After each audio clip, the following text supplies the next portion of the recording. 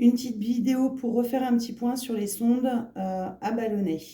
Donc que ça soit une sonde de gastrostomie classique comme celle-ci ou un bouton de gastrostomie, les deux sondes marchent de la même façon, hein. C'est une sonde à ballonnet.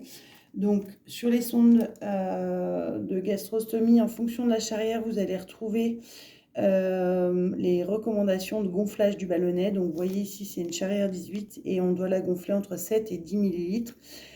Quand c'est inférieur à 18 French, généralement c'est 5 à 7, mais de toute façon c'est marqué sur chaque sonde. Et le bouton de gastrostomie, généralement c'est entre 3 et 5. Donc pareil là, le gonflage du ballonnet, vous le retrouvez ça sur la boîte. Donc petit point par rapport au disque externe de rétention qui est amovible sur la sonde. Donc, quand on va éventuellement changer une sonde de gastrostomie, donc avec un petit peu d'imagination, nous avons ici une belle gastrostomie. On va venir dégonfler notre ballonnet, retirer la sonde qui est en place. On en prend une neuve, on la trempe un petit peu dans l'eau, on l'introduit dans la gastrostomie, on la maintient en place. On va venir gonfler le ballonnet. Hop. Je fais un quart de tour et je reviens. Et ensuite, évidemment, on va retirer sur la sonde jusqu'à ce que le ballonnet soit bien contre la paroi de l'estomac.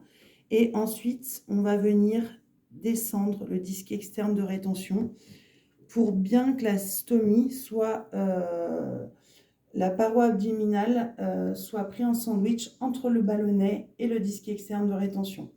Cette manipulation, vous pouvez être amené à la faire quand vous faites le pansement et que vous voulez bien nettoyer sous la collerette. Donc pour bien nettoyer une gastrostomie, on place ces deux doigts ici pour maintenir le ballonnet et vos autres doigts peuvent tirer comme ça. Je pince un petit peu la sonde et je tire sur le disque externe de rétention, ce qui me permet de bien venir nettoyer ma gastrostomie, de bien sécher. Je rappelle l'importance de sécher. Et après, avec, vous voyez, 3 doigts, le pouce, l'index et le majeur, l'auriculaire et l'annulaire viennent tirer sur la sonde. Je remets en place mon disque externe de rétention.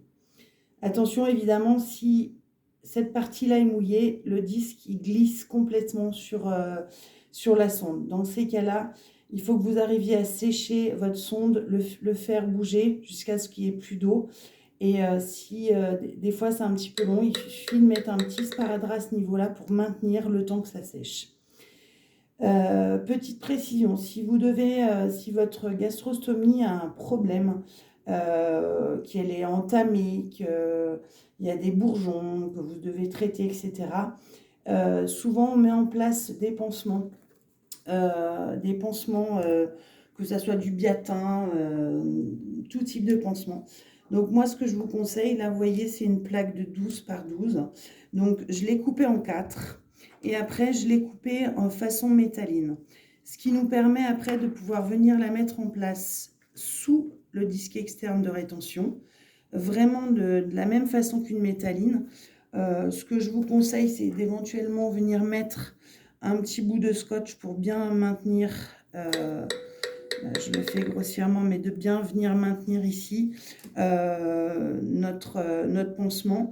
Hein, c'est un pansement qui ne colle pas, qui va juste absorber éventuellement les petites fuites. Évidemment, mettre le pansement une fois qu'on est sûr de l'étanchéité de notre gastrostomie. Je peux vous montrer la même chose avec un bouton de gastrostomie que j'ai là.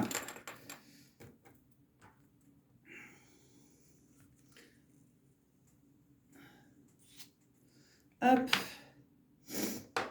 Donc c'est exactement la même chose, hein. On a notre ballonnet qui est gonflé, notre bouton de gastrostomie qui est ici en place. Et on va venir mettre notre pansement de la même façon autour de la gastrostomie avec notre petit sparadrap qui maintient un petit peu le pansement. Voilà pour les pansements de gastrostomie, que vous mettiez du biatin ou autre chose. Ça n'a absolument aucune importance. Voilà.